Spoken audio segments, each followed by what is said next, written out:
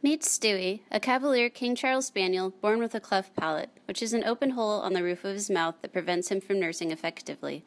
This caused him to become severely malnourished. He is fighting for his life and overcoming his cleft palate, hydrocephalus, open fontanelle, umbilical hernia, dry eye, and a chronic sinus infection while maintaining his amazing will and love for life. Stuey doesn't know any other way of life, and it's truly amazing that he keeps up his high spirits despite his difficulties. At 2 weeks of age, he was examined at All Care Pet Hospital in Mukilteo, where I work as a technician. He was severely underweight and lethargic. The breeder was fighting to keep him alive, but he was barely holding on. I, Jen, went into the exam room to check him in and instantly had a gut feeling this little guy was going to be coming home with me. After my vet did the exam, they were discussing whether or not to make the tough decision of euthanizing him due to his hydrocephalus and his cleft palate, which is unfortunately a common practice amongst the veterinary world.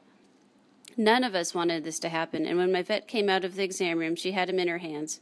She looked up at me, and without her saying a word, I told her I would be willing to try keeping him alive. I talked with the breeder and told her I would be willing to take him. A wave of relief and emotions washed over her. My vet, Dr. Torgerson, brought him to me after the breeder said her goodbyes, and it hit me that his life was now in the hands of myself, my coworkers, and my husband John. Then I realized I hadn't even called my husband. When we spoke, he was understanding and agreed that we couldn't euthanize a puppy. We had to give him a fighting chance. I planned to keep him until he was strong enough to find another home. That didn't last long. John and I both fell in love with him, and instantly we knew he had found his forever home. Stuey might be our adoptee, but he is truly everyone's dog. All of our family and friends are very supportive and love him too. The saying, "It takes a village," is very true with Stu.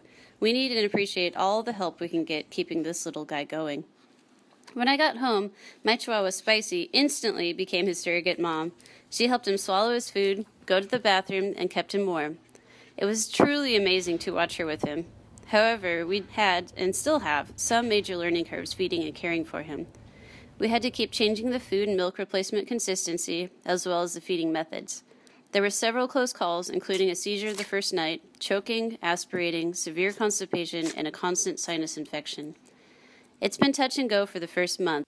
Stuey has since doubled in weight 5 weeks later, weighing in at a whopping 1 pound, while his siblings weigh more than 3 times as much. He now eats every 3 to 4 hours during the day instead of hourly. He still needs to be closely monitored while feeding. Food still comes through his nose periodically while he eats due to his cleft palate. His nose needs to be wiped and sucked out with a baby nasal bulb so he can breathe.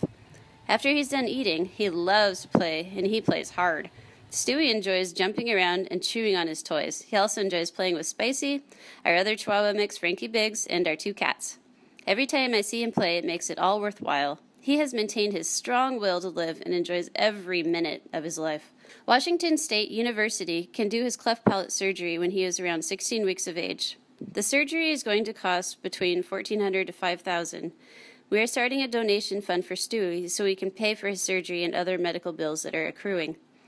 Luckily, I work at a veterinary clinic and his costs are minimal, but they are still adding up for his antibiotics.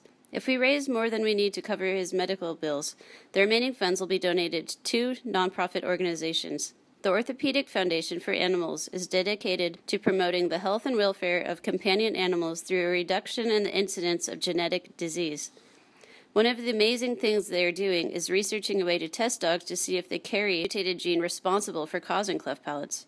The other nonprofit is the MIA Foundation. That was developed to give animals born with birth defects a fighting chance. Please help me share Stuey's story. People should know that a cleft palate does not need to mean a death sentence. With enough care and love, these pets can go on to live normal, long lives after their surgery. Thank you. Stuey, Jen, and John Roberts.